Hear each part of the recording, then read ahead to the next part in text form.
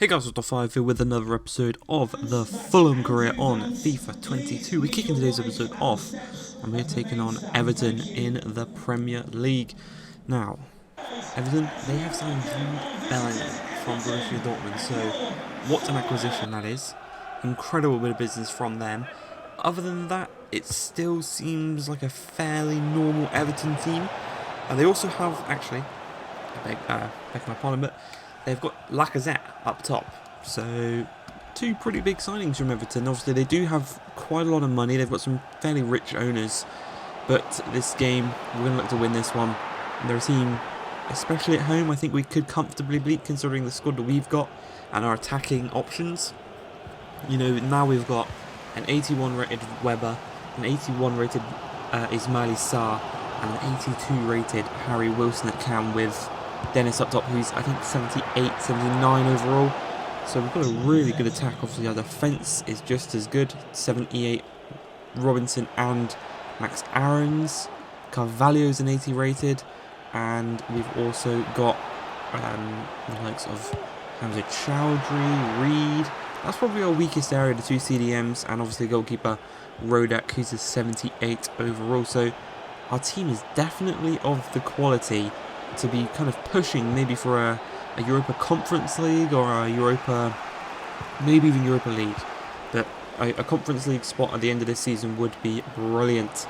All things considered, another chance goes our way and another chance is fluffed.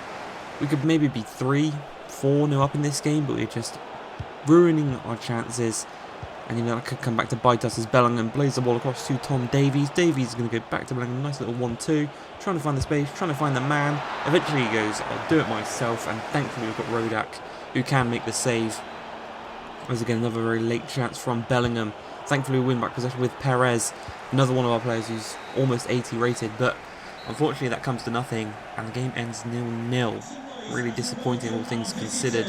Especially the fact that we are at home. And I feel like we could be winning that kind of game at home. But we're coming to this one against Brighton.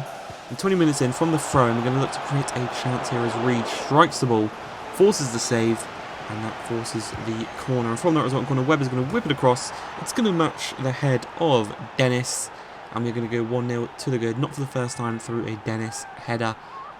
Exactly what we want very early on in this game against Brighton. Again, at the start of the season, they would have been one of the teams that I thought we'd be competing with.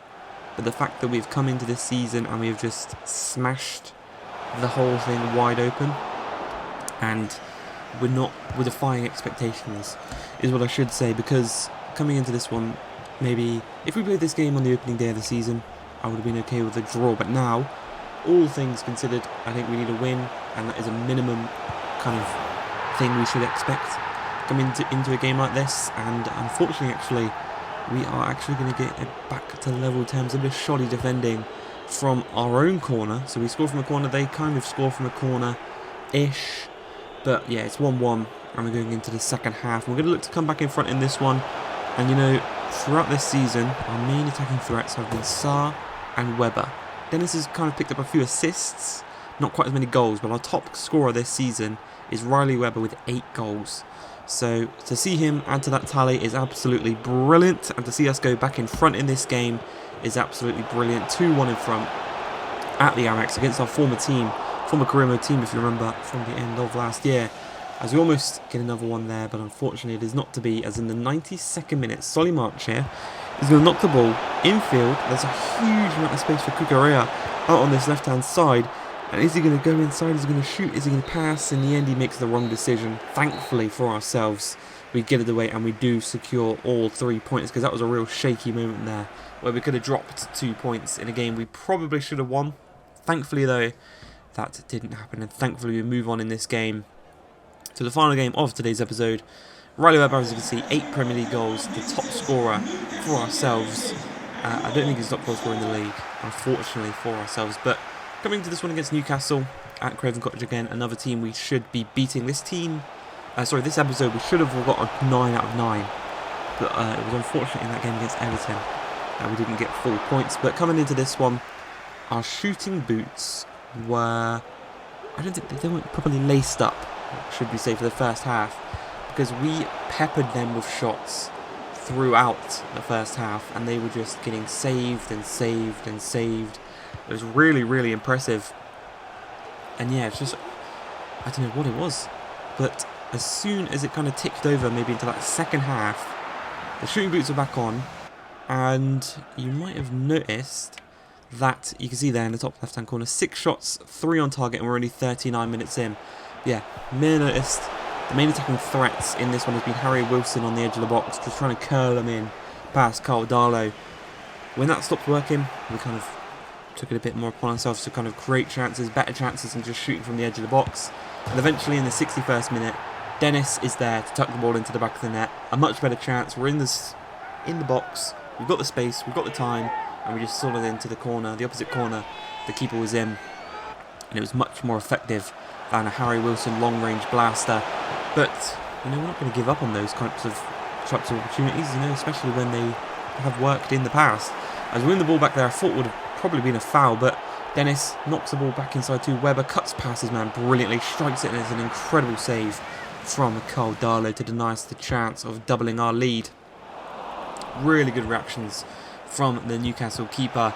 But overall, this game is going to end as a victory to ourselves, a slender 1-0 lead. It could have been so much more.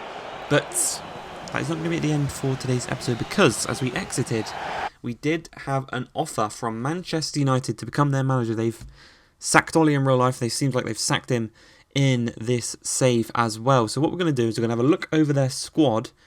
And they have got a pretty decent squad. Obviously, there'll be a big jump up. They're in the Champions League. They're actually sitting slightly below us in the Premier League table. So you can see why they've gone with us. We're defying expectations, as I said. But yeah, the team overall, they play a 4-2-3-1. Cristiano Ronaldo's still there. Rashford's the top goal scorer in the league with 9 goals. They've obviously got Jadon Sancho. They've got a lot of young players with a lot of potential. And what we're going to do is we're going to pose a question in the comments for today. Do we join Manchester United or do we stay at Fulham? I'll leave you with that one. I hope you guys have enjoyed this one. If you have, please like, subscribe, and peace.